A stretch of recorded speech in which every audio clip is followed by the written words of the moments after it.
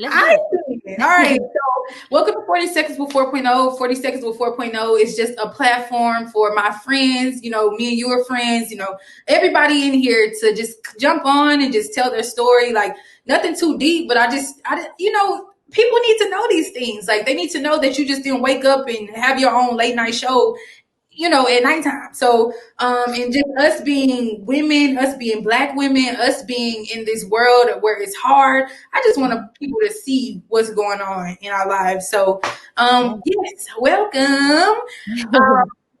So I just got something I wrote up about you. I got my sis, Young Jas, or to some, Jazz with the Juice. She swings through H-Town, giving her voice to 97.9 The BOX. This hazel-eyed baddie turns up late nights on Mondays through Fridays from 7 to midnight with her beautiful personality. One of Jazz's dopest moments was her rap performance with the greatest, Kendrick Lamar, okay? You got it. Not only did this media mommy get to rap with Kendrick, Jazz has interviewed numerous people like Meg Thee Stallion, Boosie, Ty Dolla $ign, and more. My girl Jazz is a huge advocate for millennials just like myself. She strives to have people have positive vibes and just be yourself. What's up, my girl, Young Jas? Okay, I need to pay you for that bio though because it's late. Bro, I will send this to you. I was just the oldest work bio. I was like, this is not appropriate. I needed to refresh it, but listen, that was amazing. That was cool. Thank you. Just something, that I don't know. I'm not really that good in writing, so I was like, I gotta put some action verbs in there. Like you did that, I love to see it. I tried to put a little, little doop, a little twang on the little H-Town vibe. You had just a little spot on. The only thing is, I'm on 7 to 11. On Fridays, it's till midnight, but the weekdays, I'm out of there at 11. Sorry, y'all. The extra hour. My bad. See, I gotta go. I'm glad that you say that because I'm everybody's gonna see this. I'm not cutting nothing out because I want people to see the genuineness of our conversation. Like I'm not cutting nothing out unless we say stuff we ain't supposed to talk about. In there. Okay, so before we get started, ma'am, let's talk about that picture with you and Bow Wow because you already know. I had a comment up on that. I said, Jacob, you was Shad Moss. Like, is this you like 10? That was literally a picture of me. I was probably younger than 10 in New Orleans. And it's crazy because I was at a radio station in New Orleans, Q93. And I don't remember how I was younger. Like, I think my mom knew somebody that worked for a record label or something. And I got to meet Bow Wow. But that radio station that I went to was where I actually got my first radio internship ever in college. So big fast forward. So it was a full circle moment for me, for real. Yes, and we're going to talk about that because it's funny that you said you talked about internships and stuff like that. Let's talk about your start, bro. Like, I know you graduated from UT Austin, right? Mm-hmm. Yep.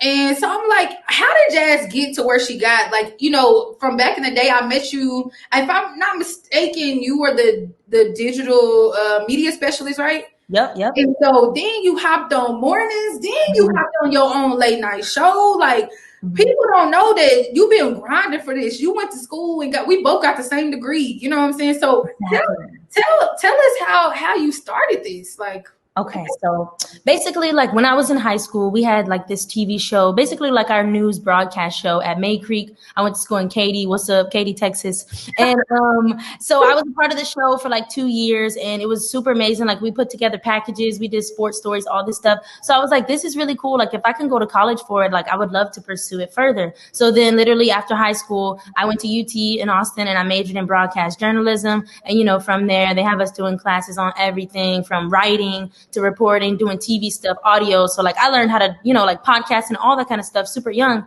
And then after college, I ended up applying for a job. I think it was literally the summer after I graduated. That summer after senior year, I'm like, what am I going to do? I didn't know what I was doing.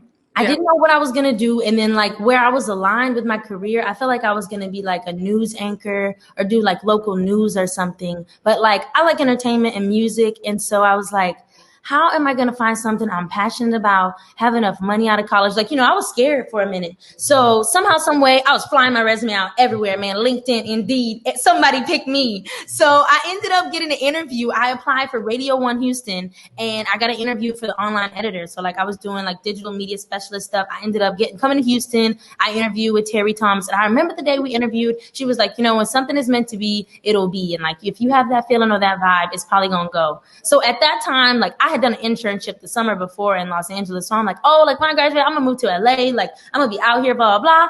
And, after college, it hits you. I was applying to jobs everywhere. And it just so happened, like I did get the job as the editor in Houston. I was like, you know what? Like that lady was right. Like it's a vibe sometimes. And when something is right, you just got to go for it. So I literally took the job.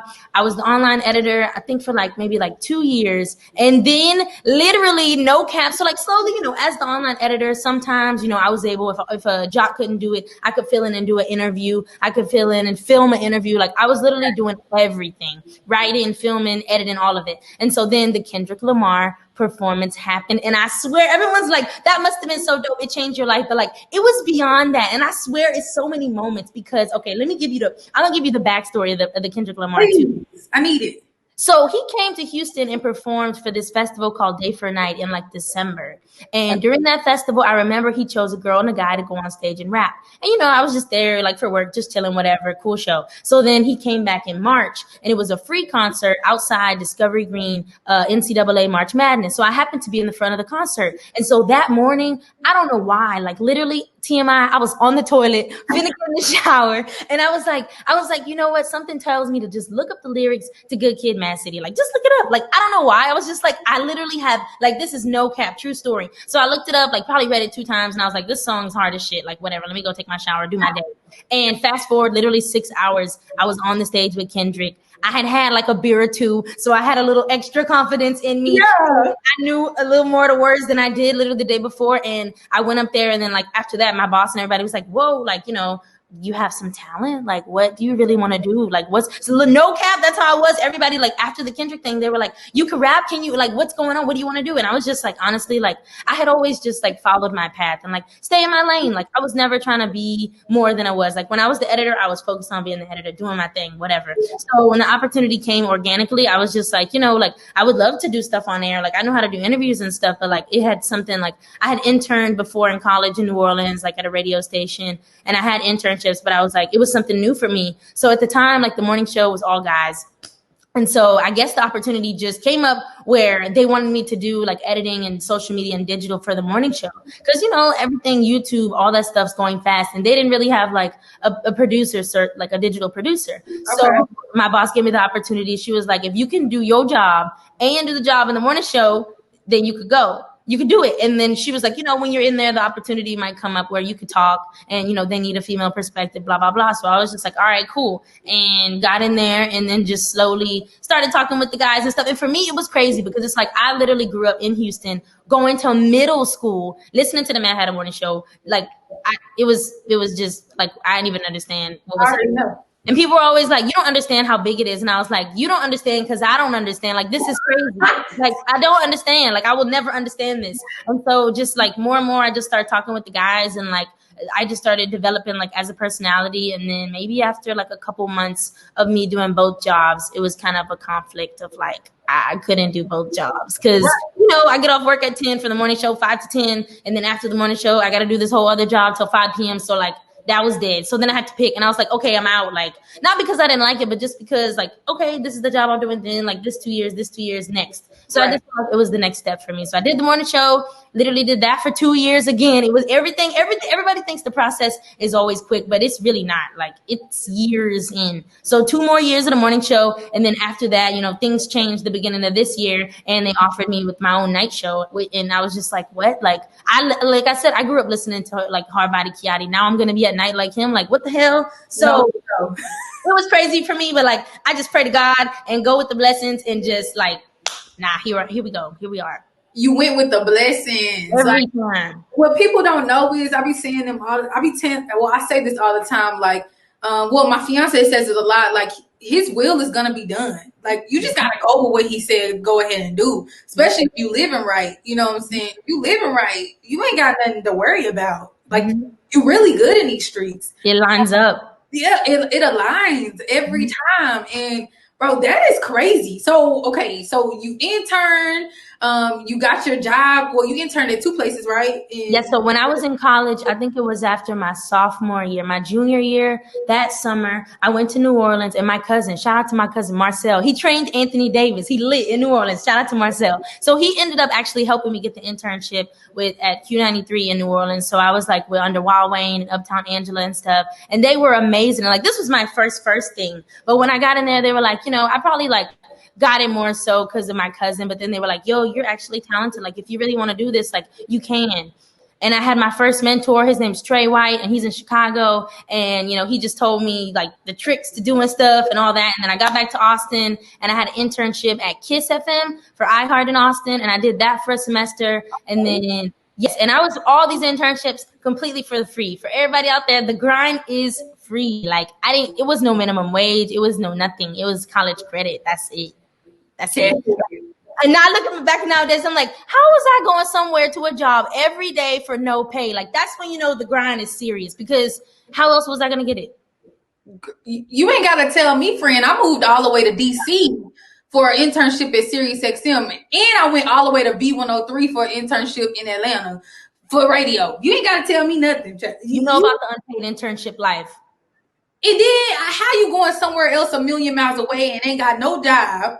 You still in school. How did you pay your rent? Girl, I honestly, that's another story.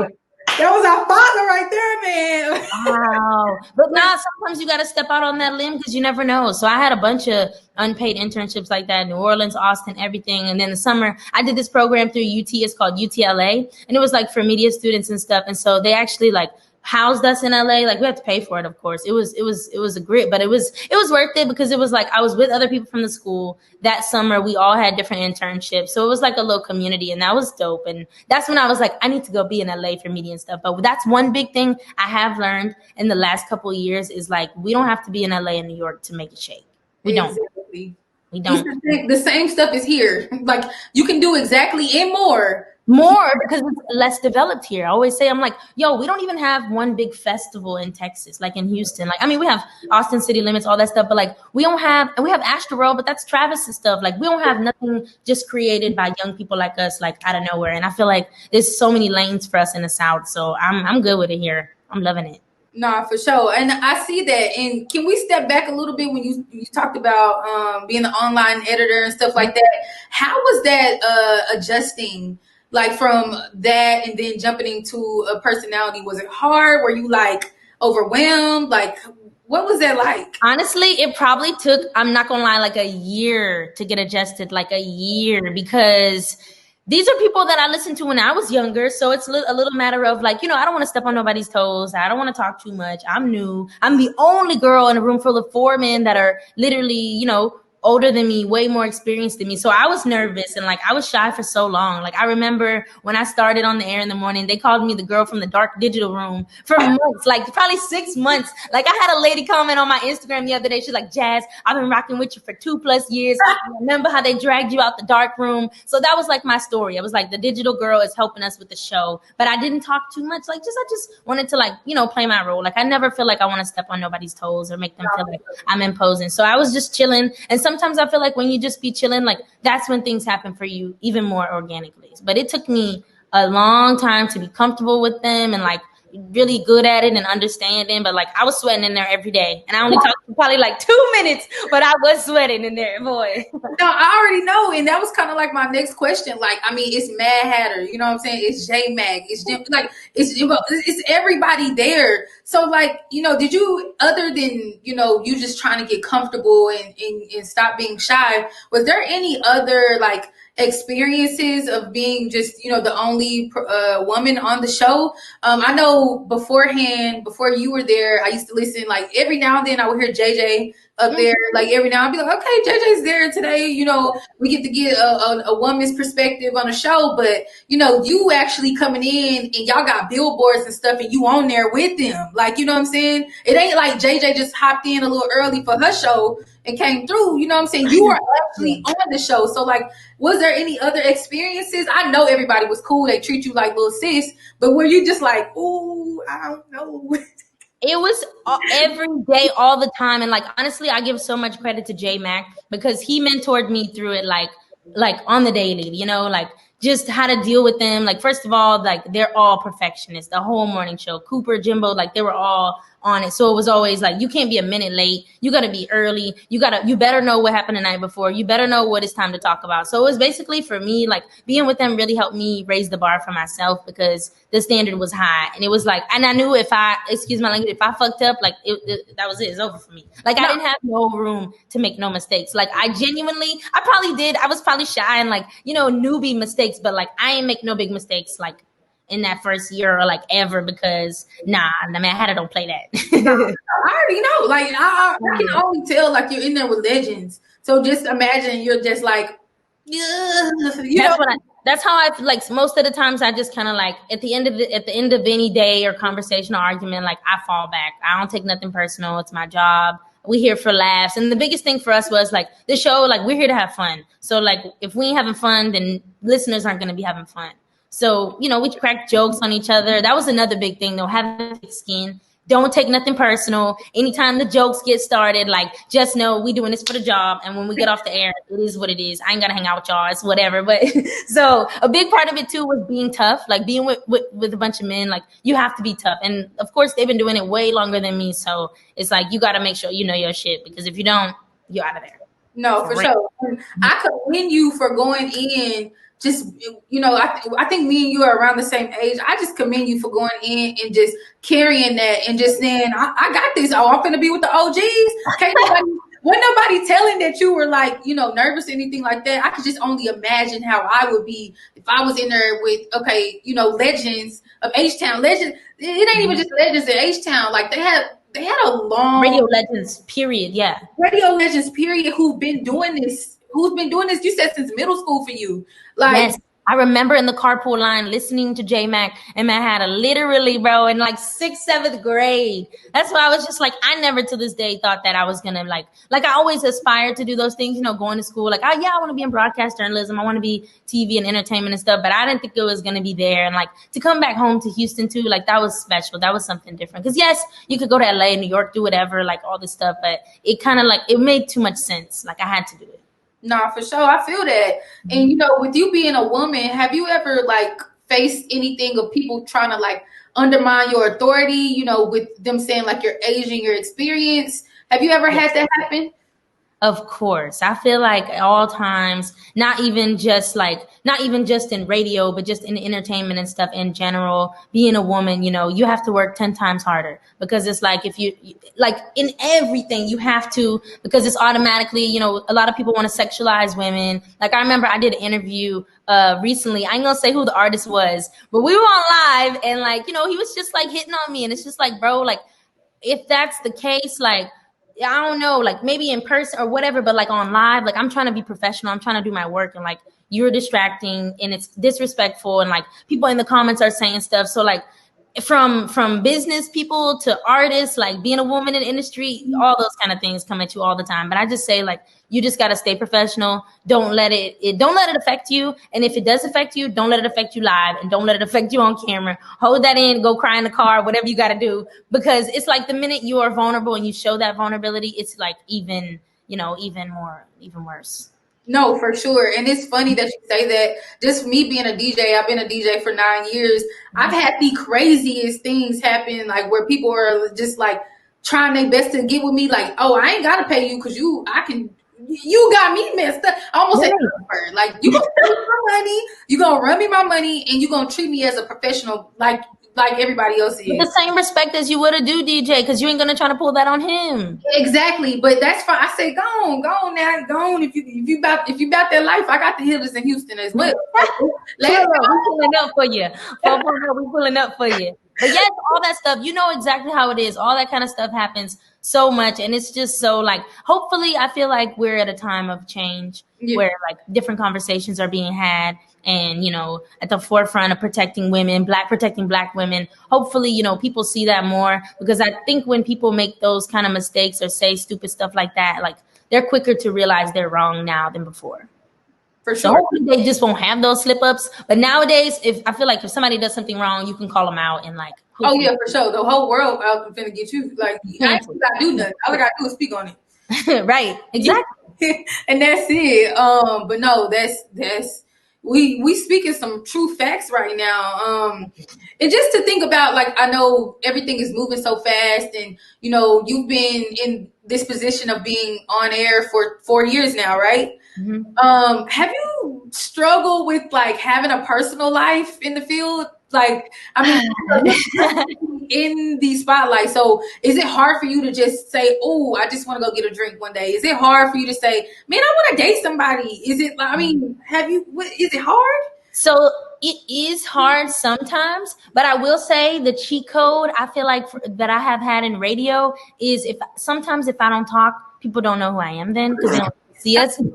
So if I go somewhere and I don't talk, then I might be good. And, you know, as far as dating people, like usually I will try to like, it always made me super hesitant, like dating, because I'm just like, you know, can I trust this person? Are they just trying to use you for perks or benefits or whatever? But then I just kind of like let all that go and just like dating. Like if it happens, then you can cut them off or whatever.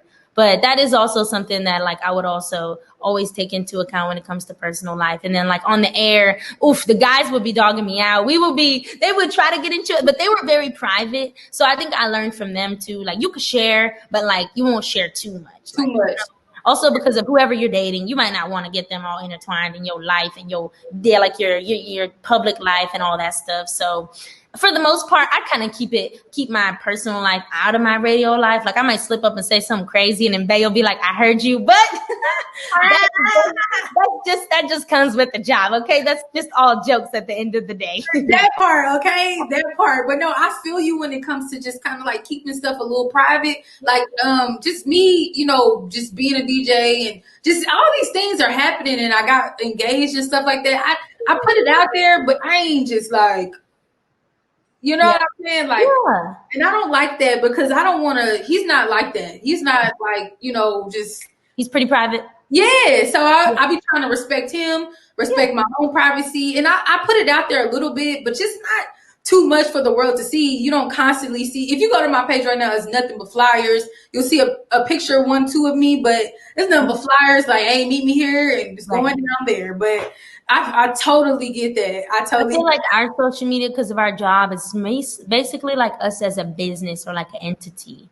Like what we do and like, you know, how we work and all that stuff. But like, you ain't got to know who we are in the bed with. No. Period. But shout out to the wedding. Hold up for you got to pull it back. What you going to do when you get married? You got to post the wedding picture. You're going to have to. Yeah, I'm going to post a little wedding picture. You know what I'm saying? I'm a little one. You know, everybody going to be looking at that one. If they never been to your page before, when they see that wedding picture, whoop, they're going to be all down, scrolling to see, well, how long y'all been dating? All that. Screenshotting and everything. Like, it's so weird. Ew. And I prefer to keep it private too. It's just easier that way. Because then you don't have to be like, you know how celebrities, they unfollowed each other. Oh, this person liked this, like commenting. Like, that's too, I already have enough drama. I don't need that extra drama from the internet. Drama, Jazz. No. Again.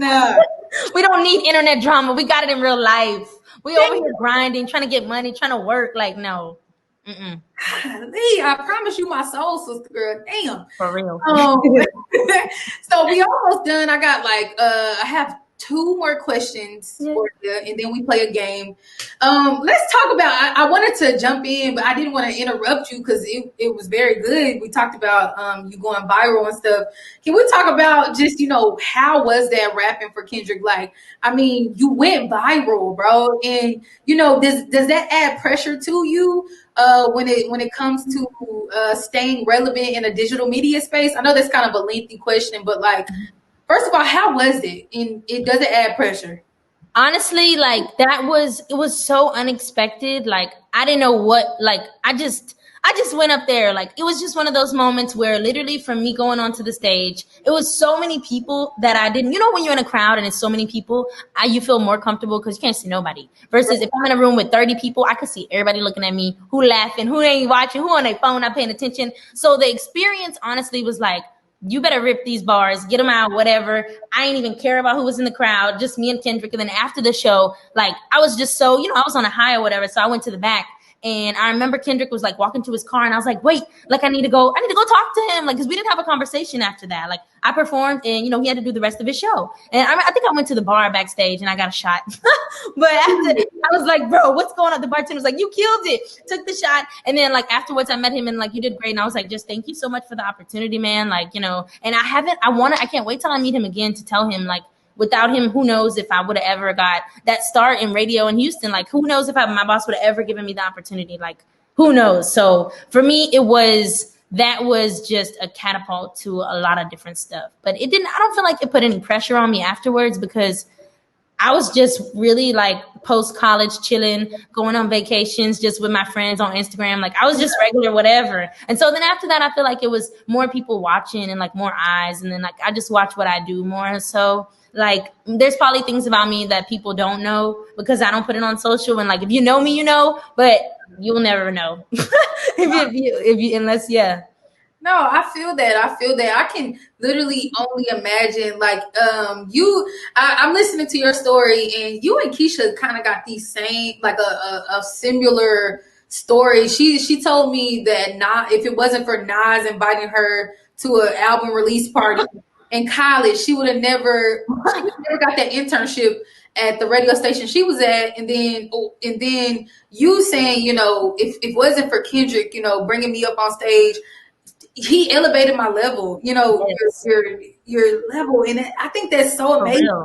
And y'all are some really favored, blessed people. And I have literally, like, Jas, everybody loves you. Like, I cannot make this up. Like, people love you. And I just feel like you are so respected, and you just have a light. Like, you have a light. You really do. So, and girl, you see that, like, people truly, really love you. Like, if you just ever go get time and go on your page and in the toilet, go look at the comments. Like, people are like, man, Jas, like, woo, woo, woo.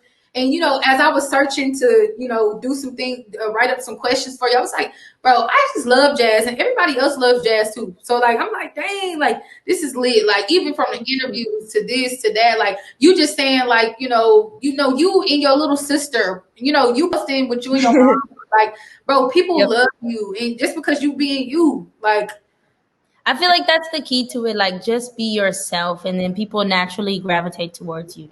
Yeah. Like, that's just like normal stuff. I just be with my sister. I just be with my dog. I be going to work. Like, the radio for me, like, yes, that is like, it's a big part of my life, but it's really just my job. Because when I'm not doing radio stuff, like, I go to the concerts like everybody else and get lit. Like, maybe what it is, like, I like everything that anybody else would like. So I think just being normal makes people feel like, they're more connected to you. And like, I be replying to most of everybody in the comments. Like, I ain't got that much going on where I can't reply to every single person. It makes everybody feel special and everybody feel connected. And I'm cool with that, because that's what I do like about the internet and social media and stuff. It connects you with people that, like, you will never expect. Like, I've had so many things come out of the DMs on Instagram, opportunities, relations, all of that. Like, it goes down.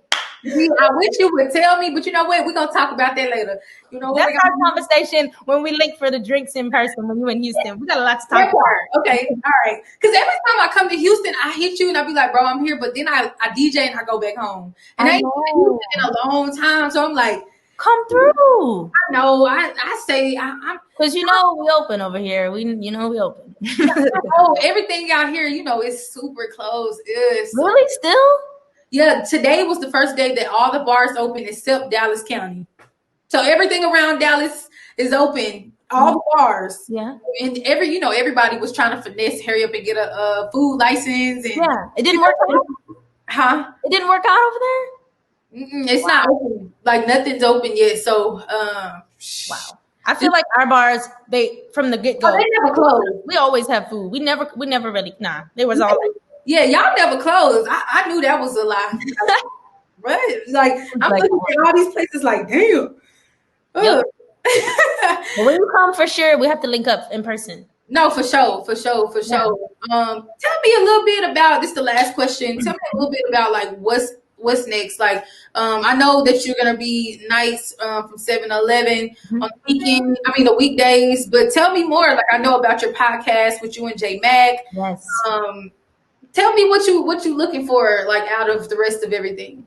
Honestly, like I've always wanted to go into TV and do stuff like more TV. Like I have, but like, but also for me, I feel like even what we're doing right now, like it's not on a TV network, but it's digital, it's video, it's the same thing. So I feel like anything from, I want to do TV stuff, but like even digital franchise and like stuff like that, like on the internet, because I still do have, so much internet like skills. Like I could do a whole website, like not just the radio. So I feel like I'm not sure exactly, of course, what it is, but I'm hoping that everything in that 2-year pattern, something gonna hit, and then I'll be on to the next one, the next thing, and like just continue to build. But I definitely want to do like more just visual stuff, just because I love radio. Radio's awesome, but it's so many different elements to it now, like every night, like I'm going live on Instagram and Facebook and stuff where people can see you. So I've always felt like, any medium in entertainment where I can do more stuff. Like I love doing interviews too, like all that kind of stuff, going to shows and concerts and like covering events. I like all that stuff. So hopefully like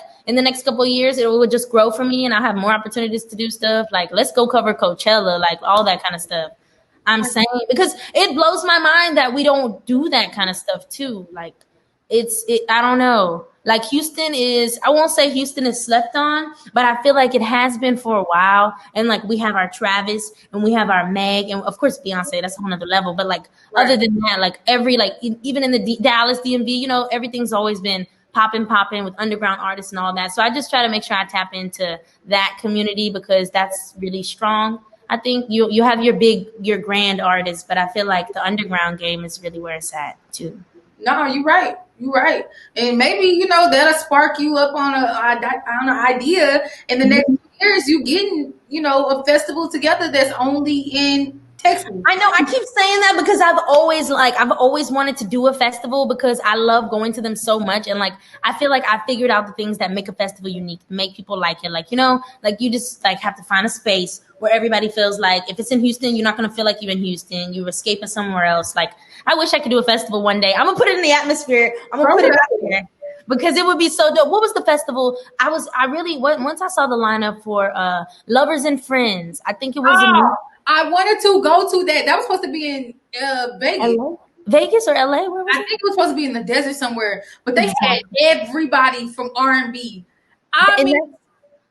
And there's so many up and coming artists that are so hot. That's why I'm like, we could totally do a festival in Houston or Texas, like with up and coming whatever artists and like make it pop. Like, why not? So I don't know how I'm gonna figure it out, girl, but I'm gonna put it on my vision board.